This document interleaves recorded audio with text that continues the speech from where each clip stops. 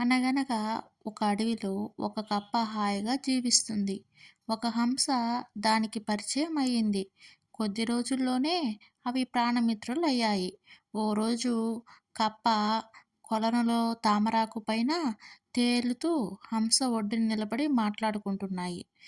ఈలోగా ఎట్నుంచి వచ్చాడో ఓ వేటగాడు హంస మీదకు హఠాత్తుగా వల విసిరాడు.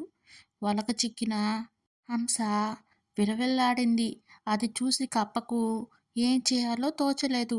వేటగాడా, దయచేసి తనని విడిచిపెట్టు అని ప్రాధేయపడింది.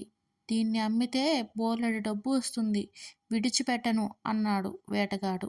నీకు డబ్బు కావాలి అంతే కదా, ఉండు అనే కప్ప వెంటనే నీట మునిగి కొంతసేపాగి ముత్యంతో పైకి వచ్చింది. దీన్ని తీసుకుని నా స్నేహితురాలిని విడిచిపెట్టు అని అడిగింది. వేటగాడు ముత్యం తీసుకుని హంసను వదిలిపెట్టాడు. ఇంటికెళ్ళాక అతను చెప్పిందంతా విన్న భార్య ఆ కప్ప దగ్గర ఇంకొన్ని ముత్యాలు ఉంటాయి, వెళ్ళి అవన్నీ తెచ్చి అని చెప్పింది. దాంతో దురాశ కలిగిన వేటగాడు కప్ప దగ్గరికి వెళ్ళి, ఏయ్, మర్యాదగా నీ కొలనులో ఉన్న ముత్యాలన్నీ నాకు ఇచ్చేయి, లేకపోతే హంసను తీసుకుపోతా అని బెదిరించాడు.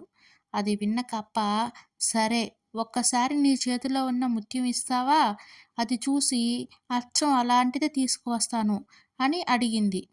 దాంతో వేటగాడు కప్పకు ముత్యం ఇచ్చాడు. కప్ప దాన్ని తీసుకుని పారిపోయింది. పోతూ పోతూ, నా స్నేహితురాలు ఎప్పుడో దాక్కుంది, నీకు మేం దొరకం, అత్యాశతో ఉన్నది కూడా పోగొట్టుకున్నావు, అనుభవించు అని అరిచింది.